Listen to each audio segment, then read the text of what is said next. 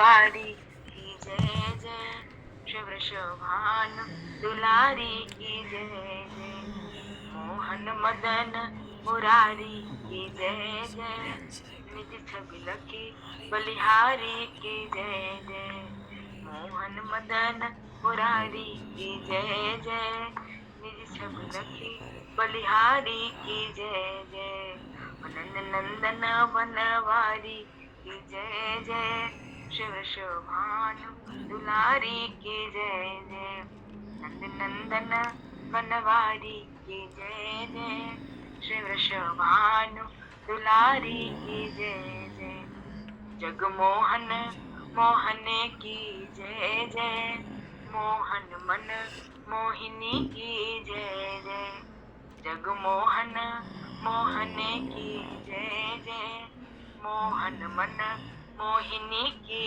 जय जय, नंदन बनवारी की जय जय, शिव शोभानु दुलारी की जय जय, नंदन बनवारी की जय जय, शिव शोभानु दुलारी की जय जय, रूप सिंधु रस सार की जय जय, प्रेम सुधा रस धार की जय जय, रूप सिंधु रस सार की जय जय, प्रेम सुधा रस धार की जय जय, नंदन बनवारी की जय जय, शिव शोभानु दुलारी की जय जय, वृंदावन बिहारी लाल की जय, जय जय श्री राधे, जय जय श्री राधे।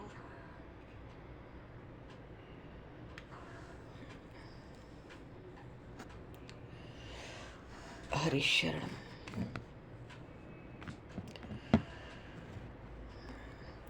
अनंत कोटि ब्रह्मांड नायक सर्वेश्वर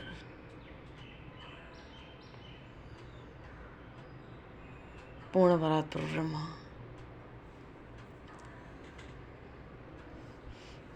असंख्य कल्याण गुणगण निलय,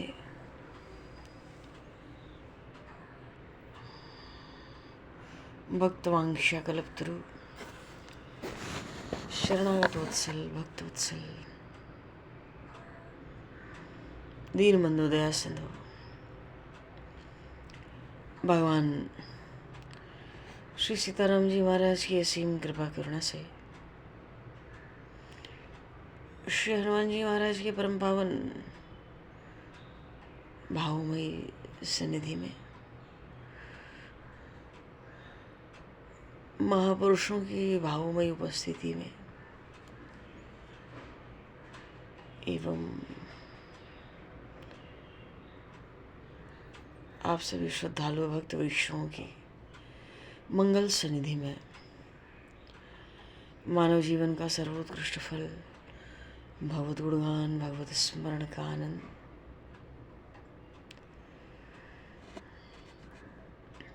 हम सभी श्री चैतन्य महाप्रभु के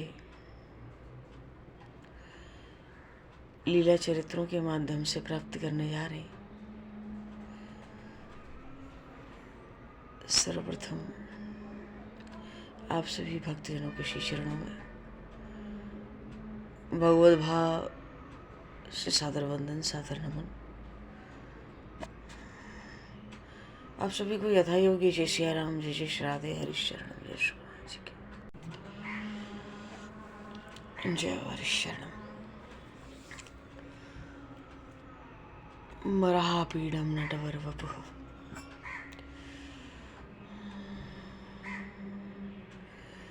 कर्णियो कर्णिकारम् विभ्रदभासः विरगकपिशम् वैजयन्तीं च मालां रन्ध्रान् वेणुर्धरसुधया पूरयन् गोपवृन्दैः वृन्दारण्यं स्वपदरमणं प्राविशद गीतकीर्तिः।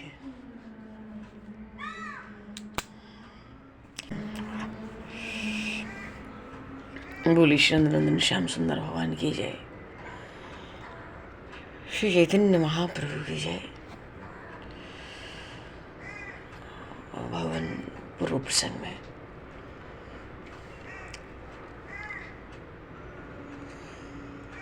हाँ, पूर्व प्रसंग था साक्षी गोपाल भगवान का चरित्र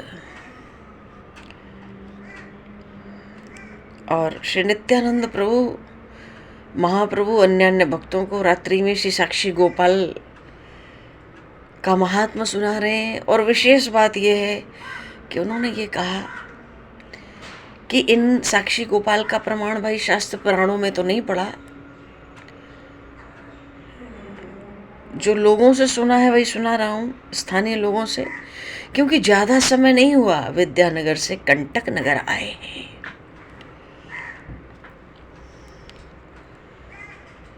तो पूर्व प्रसंग में यही प्रसंग था कि उस वृद्ध ब्राह्मण ने पुत्रों के दबाव में आकर उस युवक ब्राह्मण कुमार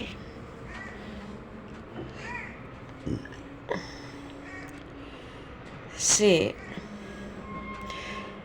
कुछ कहा ही नहीं, जबकि उसने अपनी कन्या का विवाह कन्यादान करने का वचन दिया था युवक को, इन्हीं साक्षी गोपाल जी के, उन गोपाल जी के मंदिर में गोपाल जी के सामने। और फिर पुत्रों का डर, सबका परिवार का दबाव, ऐसे कैसे कन्यादान कर देंगे किसी दरिद्र कुलीन ब्राह्मण को, अनाथ, न रहने का न खाने का ठीक से। तो हालांकि ब्राह्मण कुमार को विवाह का कोई पक्ष नहीं था, पर अपमान तो हुआ ना। पुत्रों ने भी धमकाया, लठ से तुम्हारे हाथ पर तोड़ देंगे, ये कर देंगे, वो कर देंगे। वृद्ध ब्राह्मण चुपचाप देखता रहा सब। तो अपमान तो हुआ भाई, पड़ोसी ही तो था, कहाँ चला जाएगा, किसी तरह तो कोई झोपड़ी बना के वहाँ रहता था, परिवार में कोई और है नहीं, तो अपमान तो हुआ। इसलिए उसने सोचा अपमान का बदला लूँगा मैं, तो पंचों में ये बात कहूँगा। अब गांव के पंच जो हैं वो निर्णय करें, गांव वाले निर्णय करें। केवल अपमान के कारण उसने बात पंचों में पहुँचाई। और जब वहाँ वृद्ध ब्राह्मण से पूछा गया कि भाई ये तो ब्राह्मण कुमार कहता है तुमने तीर्थ यात्रा में इसकी सेवा से प्रसन्न होकर इसको कन्यादान देने का वचन दिया है, तो वृद्ध ब्राह्मण के पुत्रों ने सिखाया था तुम तो इतना कह देना, हमें तो अभी कुछ याद ही नहीं है, बुढ़ापा है। उसने ऐसा ही कह दिया, हमें तो इस बारे में कुछ याद ही नहीं आ रहा है।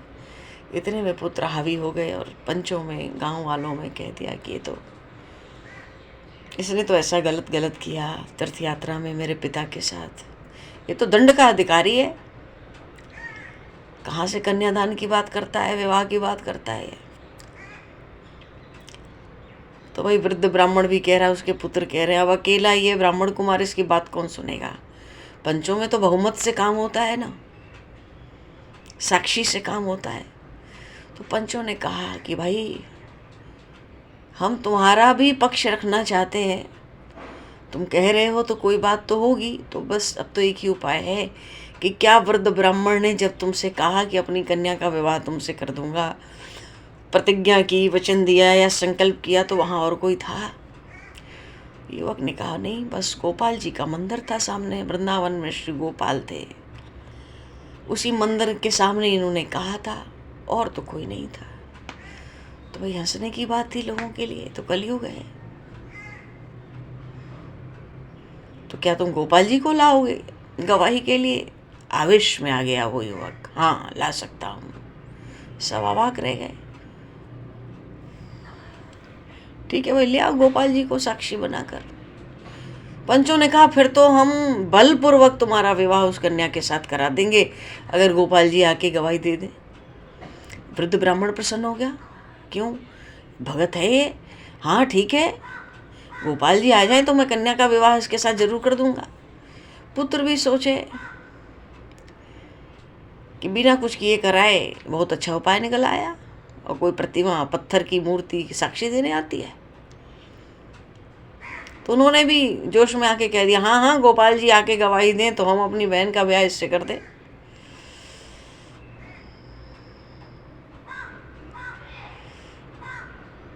तो भाई बात तो हो गई, लेकिन वो जो विश्वासी ब्राह्मण कुमार था उसने सब पंचों से इस बात पे हस्ताक्षर करा लिए। उस वृद्ध ब्राह्मण के भी हस्ताक्षर हो गए, उनके पुत्रों को भी हस्ताक्षर हो गए कि हाँ हाँ, अगर गोपाल जी आके गवाही दे दें, साक्षी दे दें तो ब्याह हो जाएगा।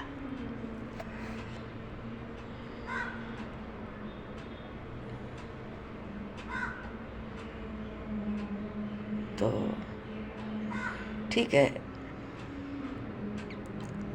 सबसे लिखवाकर सीधा वृंदावन आया।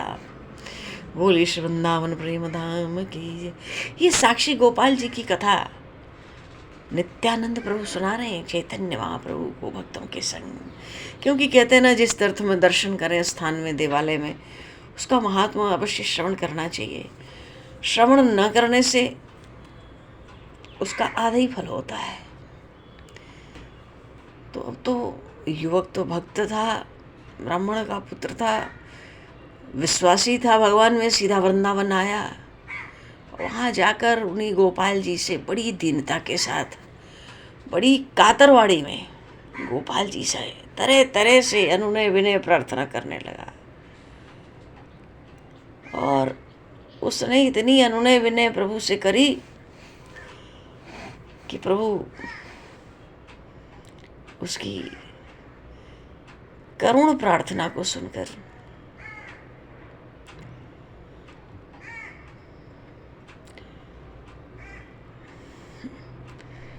भगवान को बोलना पड़ा।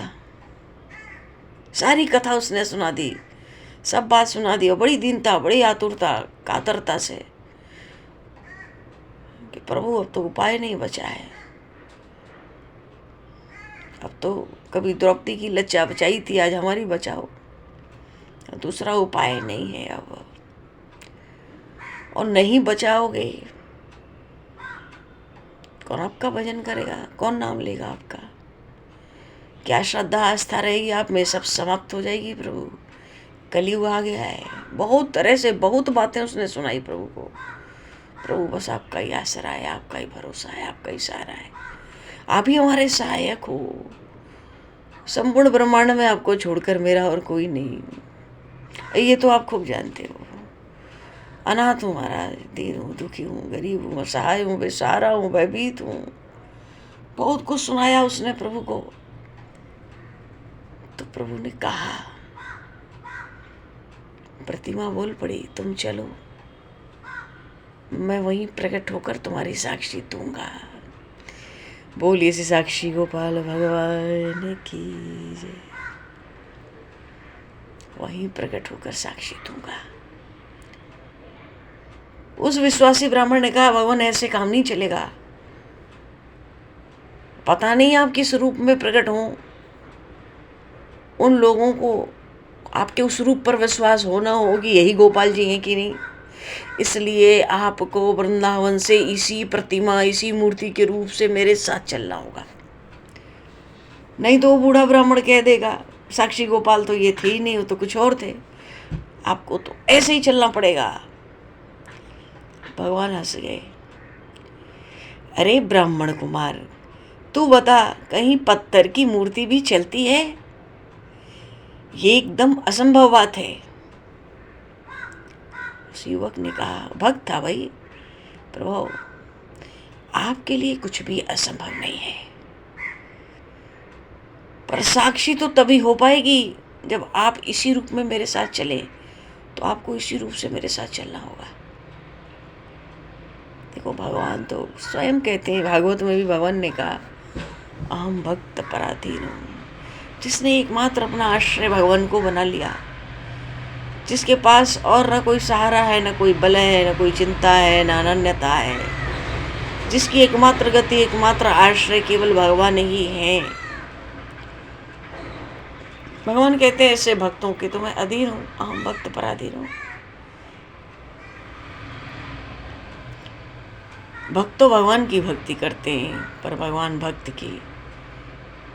वो भक्त कहता है, भगवान इसी रूप में चलना पड़ेगा, ये मत कहो मैं प्रकट हो जाऊंगा, बात नहीं बनेगी। तो भगवान तो सदा ही भक्तों के अधीन, उन्होंने स्वीकार कर लिया और कहने लगे, ठीक है, मैं इसी रूप से तुम्हारे साथ चलूंगा, पर एक बात है, तुम आगे आगे चलो, मैं तुम्हारे पीछे पीछे चलूंगा। पर एक चीज का ध्यान रखना, तुम पीछे फिरकर मुड़कर मेरी ओर न देखना। अगर तुमने मेरी ओर मुड़कर चलते समय मुझे देखा या देखने की चेष्टा भी की तो मैं वहां स्थिर हो जाऊंगा और फिर आगे नहीं जाऊंगा। जहां भी तुम मुड़कर देखोगे मार्ग में मेरी ओर। भक्त ने भी थोड़ा जोर देकर कहा, प्रभु तो मुझे कैसे पता चलेगी कि आप मेरे पीछे आ रहे हो कि नहीं आ रहे हो? कहीं बीच से ही आप लौट पड़े तो, बीच में ही आपको किसी और ने बुला लिया तो? भगवान हंसकर कहते हैं, तुम्हें पीछे से बजती हुई मेरे पैरों की पैजनी की आवाज सुनाई देगी। उस आवाज को सुनते रहना, उसी से तुम समझ लेना कि मैं तुम्हारे साथ आ रहा हूं। पर अगर तुम मुड़ के देखोगे तो भाई मैं सच कहता हूं, मैं तो वहीं स्थिर हो जाऊंगा, आगे जाऊंगा नहीं किसी भी कीमत में। तो उस ब्राह्मण कुमार ने इस बात को स्वीकार कर लिया। बात यह है, भगवान सर्वथा भक्तों के अधीन है। भगवान को भक्ति अतिशय प्यारी है। भक्त भगवान की भक्ति करते हैं तो भगवान उन भक्तों के ऋणी हो जाते हैं। और भगवान का हृदय इतना कोमल है, वो अपनी निंदा तो सह लेते हैं, भक्तों का अनादर तिरस्कार अपमान नहीं सह पाते।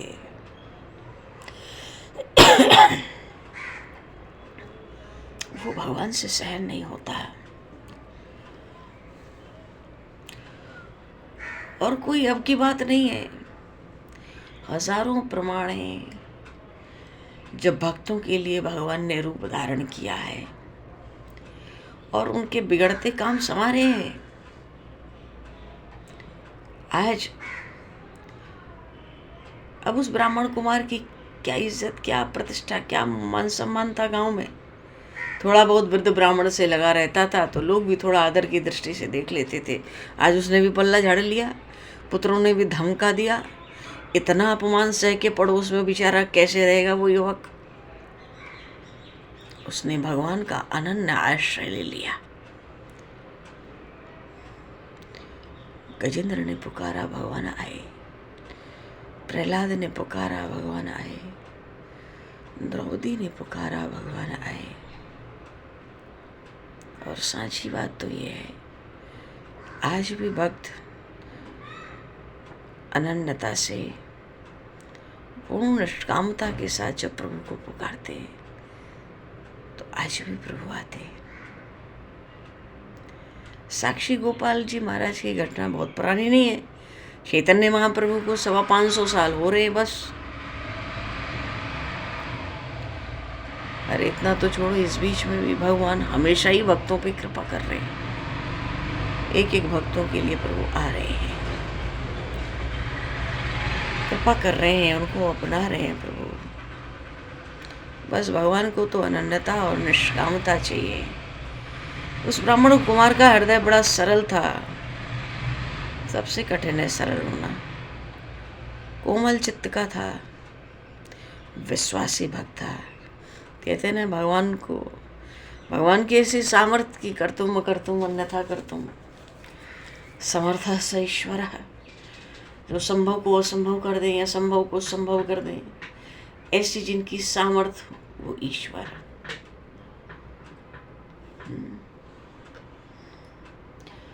जो जड़ को चेतन करें, जड़ को चेतन, चेतन को जड़ बना देना। मसक ही करें बिरंची प्रभु अजय ही मसकते ही। मच्छर को ब्रह्मा, ब्रह्मा को मच्छर क्षण भर में, तृण को वज्र, वज्र को तृण, चंदन को भगवान विष को तो अमृत बना दें, अग्नि को चंदन बना दें। उनकी सामर्थ्य क्या वाणी में आने वाली है? नहीं आ सकती। बिना जहाजों के कहो तो भव सिंधु से पार कर दे। जो स्वरूप भगवान का समझ नहीं आता उसको जब चाहे समझा दें। जिसको जो तत्व उनका दिखलाई नहीं पड़ता जब चाहे दिखला दें। सोई जाने जीव देव जनाई, जानत तुम्हें तुम्हें हो जाई। तुम रही कृपा तुम्हें रघुनंदन, जाने ही भगत भगत उरचंदन। और नहीं तो विधि हरि शंभु न चावन हारे, त्यों न जाने मरम तुम्हारा। आपकी माया तो ब्रह्मा विष्णु महेश को न चावे, वो आपके रहस्य को नहीं जानते। और गंगा तट पर जब केवट मिला तो कहता है, कहे तुम्हारे मरम में जाना। राम जी से केवट कहता है, तुम्हारे सब रहस्य को मैं जानता हूँ। और ब्रह्मा विष्णु महेश भगवान के मर्म को नहीं जाते। महर्षि वाल्मीकि चित्रकूट में कहते हैं, तेऊ न जाने मरम तुम्हारा, और तुम्हें को जानने आ रहा। जब ब्रह्मा विष्णु महेश भी आपकी माया से मोहित हैं, वो आपके मर्म को रहस्य को नहीं जानते, तो फिर और कौन है जो आपको जाने। हाँ, सोई जाने जी देव जनाई। आप जिसको अपने को जनाना चाहो उसी को जना सकते हो, वही जानेगा। और केवट कहता है, कही तुम्हार मरम मैं जाना, मैं तुम्हारा सब भेद जानता हूँ। ऐसे तो चढ़ाऊंगा नहीं नाव पर, पहले चरण धुलवाओ, बढ़िया से सफाई करवाओ, एक भी रज का कण उसमें नहीं रहना चाहिए। भगवान की लीला है, भगवान शुद्ध विशुद्ध प्रेम पर, अनन्यता पर, अनन्य प्रेम पर रीझ जाते हैं, भक्तों को अपने आप का दान कर देते हैं।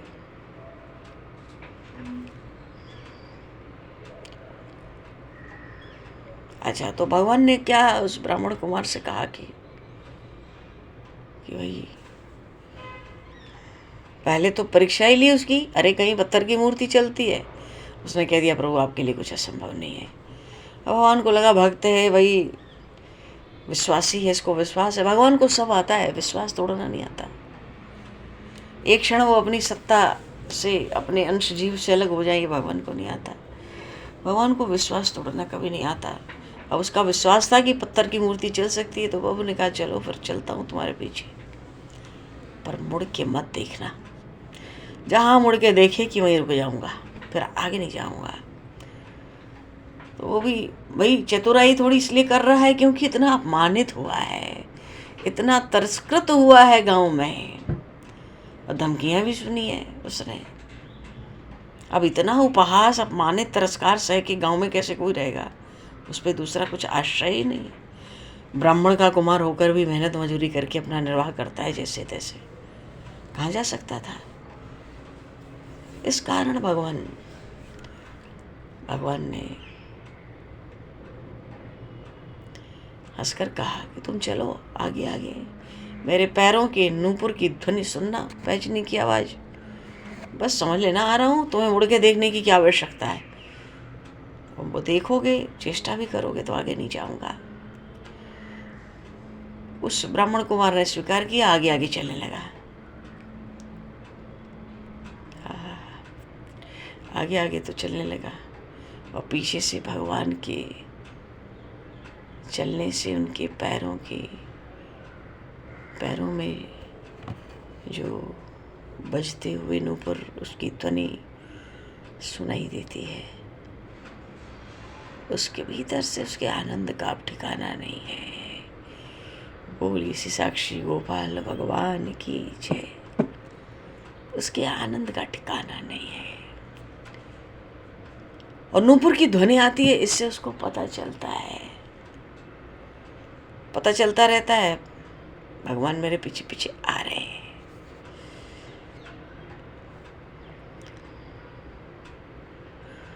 मार्ग में तरह तरह से भोग बनाकर भोग भी लगाता है। और चलते चलते विद्यानगर के पास पहुंचता है।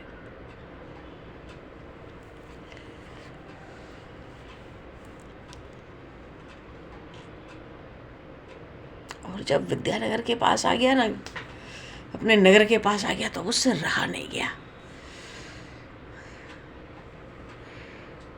उसने सोचा अब तो गवाही का समय आ गया है, स्थान आ गया, लोग आ गए, अब तो गांव के लोग मिलने ही वाले हैं, कोई ना कोई मिलते चलेंगे। अब राम राम होती चलेगी मार्ग में।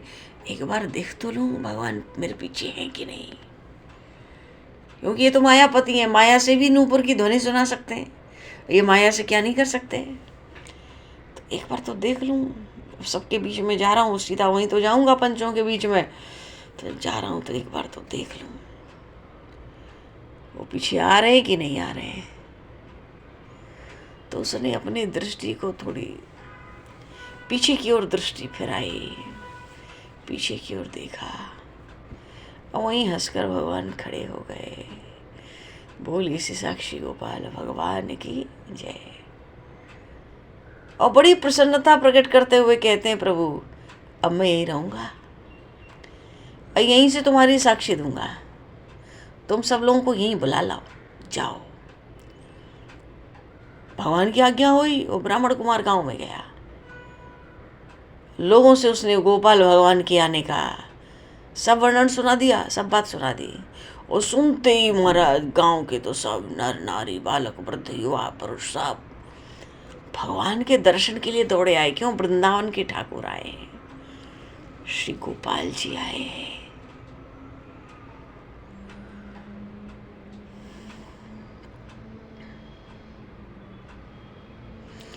गोविंद हरे गोपाल हरे, जय जय प्रभु दीन दयाल हरे। गोविंद हरे गोपाल हरे। अब तो गांव के लोग दौड़े, अब ठाकुर जी के दर्शन हो रहे तो कीर्तन ही तो करेंगे, क्या करेंगे? भगवान का नाम गुणगान करेंगे। गोविंद हरे गोपाल हरे, जय जय प्रभु दीन दयाल हरे। जय कृष्ण हरे गोविंद हरे, जय जय प्रभु दीन दयाल हरे। श्री राम हरे श्री कृष्ण हरे, लाल हरे। गोविंद गोविंद गोपाला, गोविंद गोविंद गोपाला, गोविंद गोविंद गोपाला, गोविंद गोविंद गोपाला। गोविंद हरे गोपाल हरे, जय जय प्रभु दीन दयाल हरे। गोविंद हरे गोपाल हरे, जय जय प्रभु दीन दयाल। अच्छा, जितने आते दौड़ दौड़ कर आते जाते भगवान का कीर्तन करते, भगवान के मधुर नामों की जोर जोर से ध्वनि करते, पृथ्वी पे लोट लोट के भगवान के सामने सब साष्टांग प्रणाम करने लगे। कोई मेवा ला के भगवान को भोग लगाता, भेंट चढ़ाता, कोई किसी विधि से पूजा, कोई फल फूलों से भगवान गोपाल की पूजा कर रहा है। मानो थोड़ी देर में भगवान के सामने तो भाई तरह तरह की भेंट चढ़ने लगी, उनकी खूब पूजा सेवा होने लगी। भगवान की साक्षी लेने की किसी की हिम्मत ही नहीं पड़ी। उस ब्राह्मण के कुमार ने बड़ी प्रसन्नता से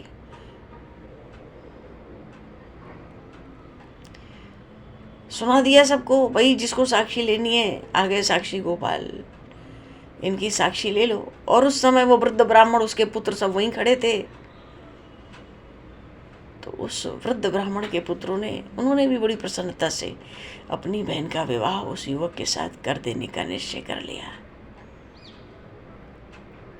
और सब बड़े प्रसन्न हुए। और पीछे भी वो वृद्ध ब्राह्मण और वो ब्राह्मण कुमार युवक सदा ही भगवान की सेवा पूजा में रहने लगे। क्यों? ठाकुर जी तो वहाँ आ गए ना, वृंदावन से चलकर विद्यानगर के बाहर आ गए। और वहीं ठाकुर जी का पीछे, वृंदावन में तो उनका नाम श्री गोपाल था, गिरिराज जी की तलहटी में। और जब विद्यानगर आए तो विद्यानगर बाहर ही ठहर गए प्रभु। उनका नाम आज भी वहाँ मंदिर है, उनका नाम हुआ श्री साक्षी गोपाल। प्रभु का आना ही साक्षी है, उनसे साक्षी लेने का साहस किसके पास है? प्रभु से बात करने के लिए ऐसी आध्यात्मिक स्थिति भी तो चाहिए, उन्नति भी तो चाहिए। प्रभु आ गए। वृद्ध ब्राह्मण तो देखता है, अरे यही श्री गोपाल है वृंदावन के, आ गए महाराज। और ये समाचार, ये प्रसंग, ये कहानी इतनी दूर दूर तक फैल गई। रोज हजारों लोग गोपाल भगवान के दर्शन करने के लिए आने लगे। और उस देश के राजा को जब मालूम पड़ा इस बात का, उसने एक बड़ा भारी मंदिर श्री साक्षी गोपाल भगवान के लिए बनवा दिया। श्री गोपाल भगवान जो वृंदावन के थे, वो विद्यानगर आके साक्षी गोपाल के नाम से प्रसिद्ध हुए। बोलिए श्री साक्षी गोपाल भगवान की जय। ऐसा सुंदर विलक्षण प्रसंग श्री नित्यानंद जी ने सुनाया। भक्तों के साथ बैठे हुए महाप्रभु कथा सुना रहे हैं नित्यानंद जी, और महाप्रभु तो एक टक होकर इस परम पावन उपाख्यान कह लो, चरित्र कह लो, इस परम पावन चरित्र को, लीला चरित्र को सुन रहे थे। नित्यानंद जी चुप हो गए। महाप्रभु ने पूछा, अरे फिर विद्यानगर से साक्षी गोपाल यहाँ क्यों पधारे कंटक नगर? इस बात को हमें और सुनाओ। अभी तो साक्षी गोपाल विद्यानगर आए हैं, हम तो कंटक नगर में बैठे हैं। तो नित्यानंद जी कुछ समय तो चुप रहे, फिर कहने लगे, महाप्रभु उस समय उड़ीसा देश में परम भागवत महाराजा पुरुषोत्तम देव राज्य करते थे। उन्होंने विद्यानगर के राजा की राजकुमारी के साथ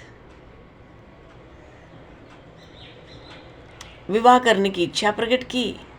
इस पर विद्यानगर के राजा ने अपनी कन्या महाराज पुरुषोत्तम देव को नहीं दी, अस्वीकार कर लिया।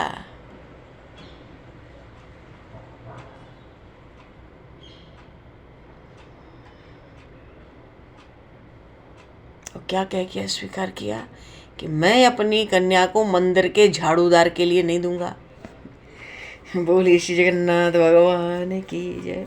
भैया जगन्नाथ जी के मंदिर में तो वहाँ का राजा शुरू से ही झाड़ू लगाता आया है, नियम है, झाड़ू लगाता है राजा। तो महाराज पुरुषोत्तम देव तो भाई क्रोध में भर गए, चढ़ाई करो विद्यानगर पे। और भगवान जगन्नाथ की कृपा से राजा पुरुषोत्तम देव ने विद्यानगर को जीत लिया, अपने राज्य में मिला लिया, राजकन्या के साथ विवाह कर लिया। और तब से नित्यानंद जी कहते हैं, उस महाराज ने इन्हें साक्षी गोपाल से पूरी पधारने के लिए प्रार्थना की कि भाई विद्यानगर तो हमारा, हम उड़ीसा देश का राजा था ना, विद्यानगर को जीत लिया तो अपने राज्य में मिला लिया, अपने राज्य में मिला लिया तो मानो आप साक्षी गोपाल हो, छोटे से ठाकुर जी हो वृंदावन के, और हम तो पुजारी राजा हैं पर सेवा करते हैं श्री जगन्नाथ महाप्रभु की।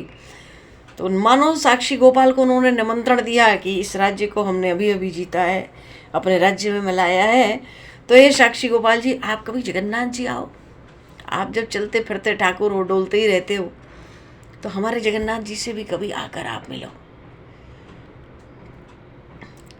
तो जगन्नाथ जी आओ, पधारो, इसके लिए उस पुरी के राजा ने, पुरुषोत्तम देव ने साक्षी गोपाल जी से प्रार्थना की थी।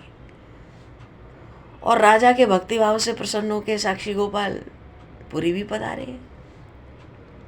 और कुछ समय तक जगन्नाथ जी के मंदिर में ही माणिक्य के सिंहासन पर विराजते थे।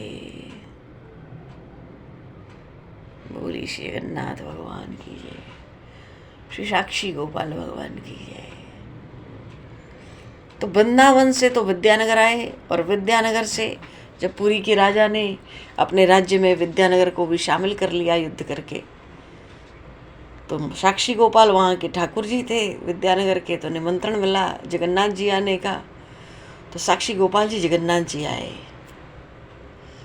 बहुत सावधानी से कथा श्रवण करने की, क्योंकि अभी आगे बहुत ही सुंदर कथा है, बड़ी सुंदर कथा है। ये साक्षी गोपाल बड़े नटखट हैं।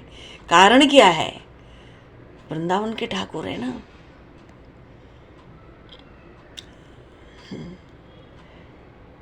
तो ये तो जगन्नाथ जी जाएंगे, वहाँ भी कुछ उठापटकी करेंगे, स्वाभाविक है। और वहाँ का जो राजा होता है, हमेशा से जो राजा होता था, वो हमेशा से बहुत भक्त होता था जगन्नाथ जी का। जगन्नाथ जी बातें करते, स्वप्न में आदेश करते, कह कह कर सेवा ले लेते। सोने की झाड़ू से रथ यात्रा चलती है तो सबसे पहले राजा आगे झाड़ू लगाता है। तभी तो उसने कहा था, मंदिर में झाड़ू लगाने वाले को कन्या नहीं दूंगा। पर ये तो पुरी का महाराज है गोपाल जी। जगन्नाथ जी मतलब जगन्नाथ जी के मंदिर में, मानो जगन्नाथ जी से भी आप भेंट करो, आओ हमारे ठाकुर जी तो जगन्नाथ जी हैं और आप विद्यानगर के ठाकुर जी हो, आओ जगन्नाथ जी। अब जगन्नाथ जी आदि ठाकुर हैं, उनको कौन नहीं जानता, उनको कौन नहीं मिलना चाहता।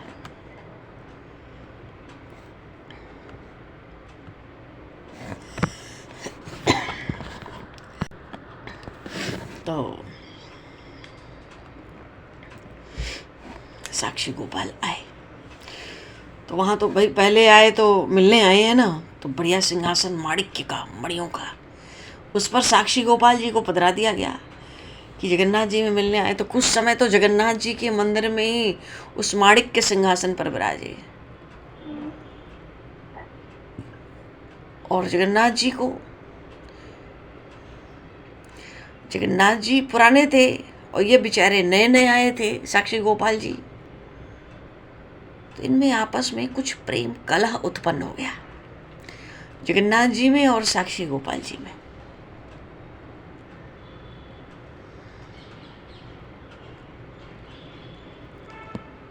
तो जो महाराज पुरुषोत्तम देव थे, उन्होंने सोचा इन दोनों को एक जगह रखना उचित नहीं है, एक स्थान पर। जगन्नाथ जी तो बड़े पुराने, ये नए हैं, तो और कलह भी होती है इनकी आपस में, तो इनको एक स्थान पर रखना उचित नहीं है। तो अंत में महाराज वहाँ के जो राजा थे पुरुषोत्तम देव, उन्होंने पुरी से 3 कोस की दूरी पर सत्यवादी गांव के पास साक्षी गोपाल भगवान का मंदिर बनवा दिया और तब से अभी तक ये वहीं विराजमान है। बोलिए श्री साक्षी गोपाल भगवान की जय। भैया इनकी महिमा बड़ी अपार है।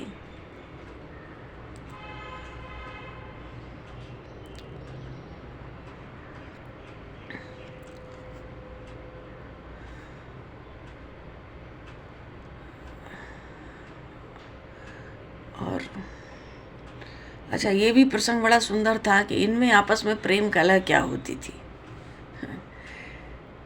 श्री जगन्नाथ जी में और साक्षी गोपाल जी के बीच में, जो नित्यानंद जी ने एक शब्द कह के वो आगे बढ़ गए कि इनके बीच में प्रेम कलह होती थी।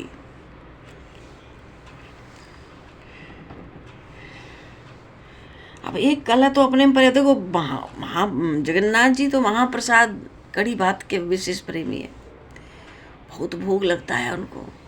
पर वृंदावन का ठाकुर होगा तो 56 भोग वाला होगा ना, वो कड़ी भात नहीं खाने वाला ज़्यादा दिन, 2 दिन खा लिए, 4 दिन बहुत खा लिए। प्रसंग बहुत सुंदर है। और पीछे तो वहाँ की उड़ीसा देश की जो महारानी थी, वो भी इनके दर्शन को आई। इनकी बांकी झांकी, ये बांकी झांकी वाले हैं, वृंदावन के ठाकुर हैं। तो प्रसंग और भी इनके बड़े सुंदर हैं। भगवान अब तो समय को दर्शित करते हुए क्या नया प्रसंग आरंभ करना है, समय को दर्शित करते हुए वाणी को यहाँ विराम दिया जाए। बोलिए श्री साक्षी गोपाल भगवान की जय, श्री जगन्नाथ जी महाराज की जय। अपार महिमा है इनकी। श्री चैतन्य महाप्रभु की, श्यावर रामचंद्र भगवान की।